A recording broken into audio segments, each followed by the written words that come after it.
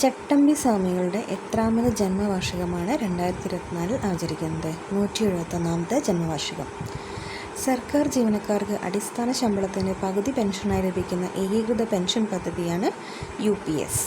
2025 April 1 UPS പദ്ധതി നിലവിൽ വരും.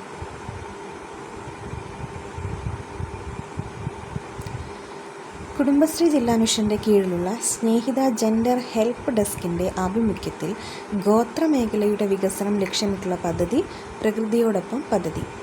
ഇന്ത്യൻ ഹോക്കി താരം PR ശ്രീജേഷിനോടുള്ള ആദരസൂചകമായി പിൻവലിച്ച ജേഴ്സി നമ്പർ 16. മിഷൻ റൂമി 2024. പുനരുപയോഗ സാധ്യമായ ഹൈബ്രിഡ് റോക്കറ്റ് ചെന്നൈയിൽ 2024 ഓഗസ്റ്റ് 24 വിജയകരമായി വിക്ഷേപിച്ചു. മിഷൻ റൂമി 2024 എന്നു പേരിട്ട ദൗത്യത്തിലൂടെ 53 ചെറു ഉപഗ്രഹങ്ങൾ 7 മിനിറ്റിനുള്ളിൽ ഭ്രമണപഥത്തിൽ എത്തിച്ചു. ദൗത്യത്തിന് നേതൃത്വം നൽകിയത് ISRO മുൻ ഡയറക്ടർ മയിൽസ്വാമി അണ്ണാദുരൈയാണ്. കോയമ്പത്തൂർ ആസ്ഥാനമായ മാർട്ടിൻ ഗ്രൂപ്പിൻ്റെ സഹായധനത്തോടെ ചെന്നൈയിലെ സ്റ്റാർട്ടപ്പ് സംരംഭമായ സ്പേസ് സോൺ ഇന്ത്യയാണ് റോക്കറ്റ് നിർമ്മിച്ചത്.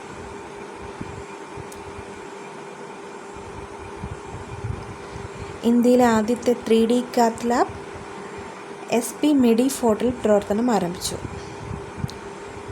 ടെലിഗ്രാം സഹസ്ഥാപകനും CEOയുമായ പാവേൽ ദുരോവ് അറസ്റ്റിൽ. ജമ്മു കാശ്മീർ DGPയായി നിയമിതനായത് നളിൻ പ്രഭാത്. പ്രതിരോധ സെക്രട്ടറി രാജേഷ് കുമാർ സിംഗ്. തായ്ലൻഡ് പ്രധാനമന്ത്രിയായി ചുമതലയേറ്റത് പായേ തുങ് താങ് ഷിനവത്ര. ഇന്ത്യ UNESCO അംബാസഡറും സ്ഥിരം പ്രതിനിധിയായി നിയമിതനായത് വിശാൽ ശർമ്മ. 2024 നടക്കുന്ന പ്രഥമ ആണവോർജ ഉച്ചകോടിയുടെ വേദി ബ്രസൽസ്. സംസ്ഥാനത്തെ ലോകായുക്തയായി നിയമിതനായത് ജസ്റ്റിസ് N അനിൽകുമാർ. 2024 ICC വനിതാ T20 ലോകകപ്പ് വേദി UAE. ഇന്ത്യൻ പുരുഷ ക്രിക്കറ്റ് ടീമിൻ്റെ പുതിയ ബൗളിംഗ് പരിശീലകൻ മോണി മോർക്കൽ. സംസ്ഥാന ജീവകാരുണ്യ ദിനമാണ് ഇന്ന്, ഓഗസ്റ്റ് 25. ചട്ടമ്പി സ്വാമികളുടെ ജന്മദിനമാണ് ജീവകാരുണ്യ ദിനമായിട്ട് നമ്മൾ ആചരിക്കുന്നത്.